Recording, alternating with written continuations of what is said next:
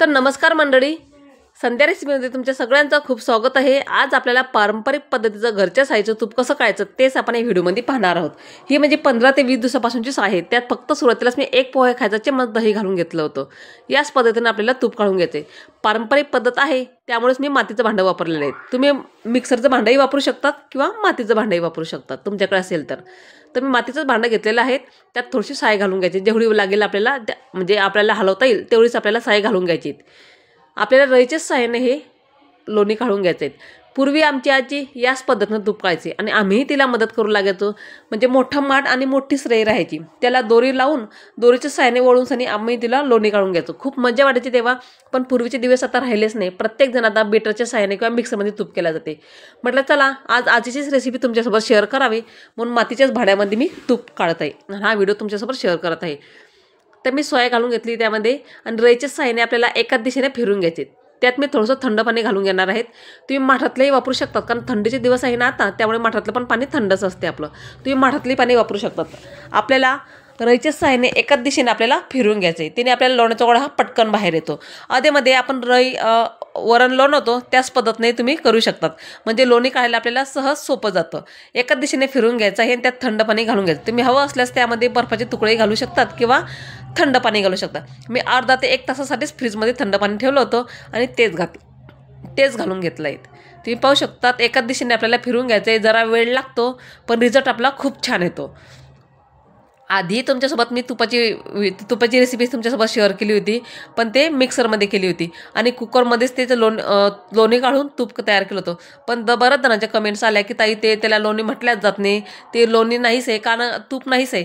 कारण की लोणी हे पांढरं नसतं, तूप हे पांढरं नसतं। कारण जेव्हा आपण गाईच्या दुधाची साय काढतो तेव्हा त्याचं तूप पिवळं असतं आणि जेव्हा म्हशीच्या दुधाची साय काढतो तेव्हा त्याचं तूप पांढरं असतं। हे तर तुम्हाला माहितीच आहे। बरंच जण पारंपरिक पद्धत म्हटल्या जाते आणि बिटरने किंवा मिक्सरमध्ये काढल्या जातात। पण खरी पारंपरिक पद्धत कशी आहे तर तुम्हाला माहितीच आहे। आपण मातीचं भांडं आणि रई याच्या सहाय्याचा उपयोगाने हीच पारंपरिक पद्धत म्हटल्या जाते। रईच्या सहाय्याने एका दिशेने फिरून सनी लोण्याचा गोळा आपला हा अगदी अलगट बाहेर आला आहे।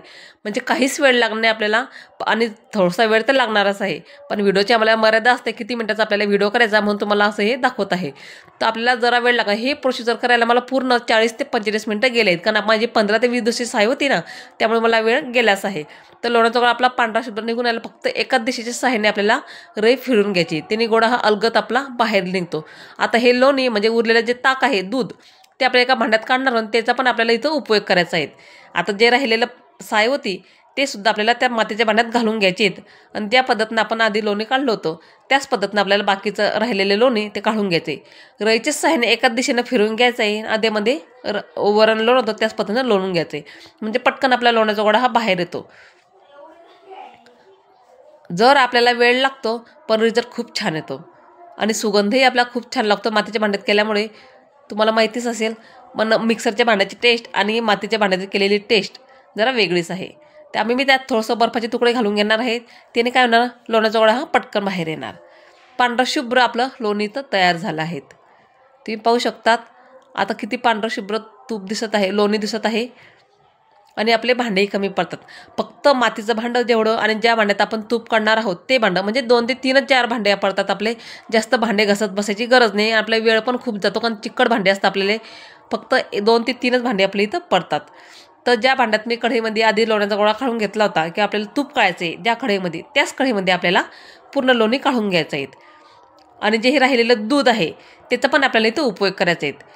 तेच मातीचं भांडं घेतले आहेत मी, त्यातच थोडंसं पाणी घालून घेतलं आहे आणि जे लोणी काढून घेतलं होतं ना त्यात ते घालून घ्यायचे, म्हणजे आपल्याला लोण्याचा गोळा हा स्वच्छ पाण्यानं धुवून घ्यायचा आहे। मी 1 ते 2 पाण्यानं लोणी हे स्वच्छ धुवून घ्यायचे आपल्याला।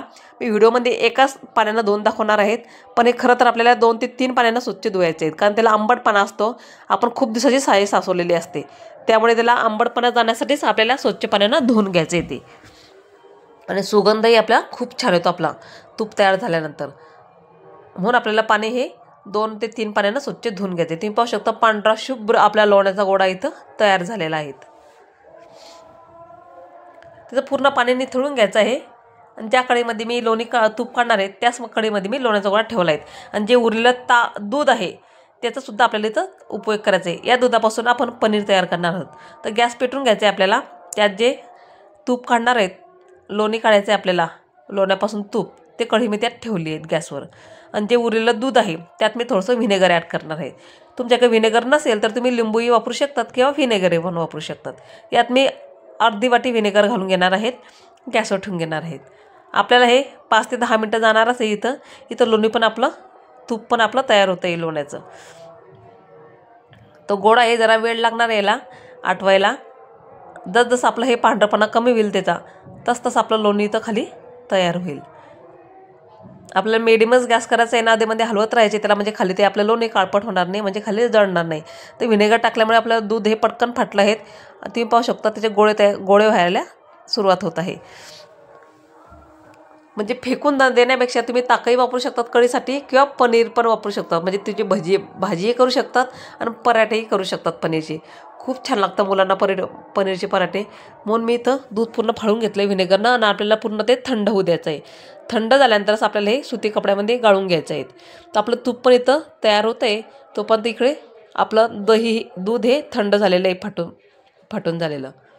त्यात मी थोडेसे तुळशीची पानं घालून घ्यायचे. तुळशीची पानं घातल्यामुळे ते सुगंध खूप छान येतो. त्यामुळेच मी 4 ते 5 तुळशीची पानं घालून घेतले आहेत आणि गॅसवर पुन्हा एकदा शिजू द्यायचे. जो पूर्ण त्याचे पांढरे गोळे हे कमी होत नाही तोपर्यंत आपलं तूप इथं तयार होणार नाही.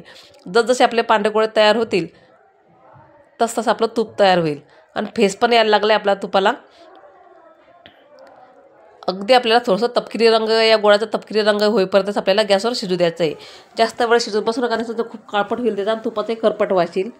आपलं हे थंड झालेलं तिथं दूध फाटलेलं ते आपण सुती कापडानं गाळून घेऊयात. तुम्ही मोठं भांडं घेऊ, म्हणजे मोठं कापडही वापरू शकता. तर माझ्याकडे जे कापड हातात आला माझ्या, मी तोच कापड घेतलेला आहे. तिथं ज्या कापडात मी मटकी बांधते तोच कापड इथं वापरलेलं आहे सुती. त्यात आपल्याला हे फाटलेलं दूध थोडं थोडं करून घालून घ्यायचे. कापड थोडासा लहान झालं आहे, तुम्ही मोठा कापड घ्या. तर हे दूध पूर्ण गाळून घ्यायचं आहे आपल्याला. आणि त्यात पण आपल्याला ते थंड पाण्यानं 1 ते 2 पाण्यानं धुवून घ्यायचं आहे. आणि त्यामध्ये आपण व्हिनेगर ॲड केलेलं होतं. व्हिनेगर किंवा लिंबू तुम्ही काही टाकू शकतात त्यामध्ये. आंबटपणा हा थोडा राहतोच त्याला आणि खूप दिवसाची साय असते आपल्याला. म्हणून आपल्याला हे 1 ते 2 पाण्यानं धुवून घ्यायचं आहे. म्हणजे पूर्णतः त्याचा आंबटपणा हा जातो. पूर्ण निथळून घ्यायचं आहे.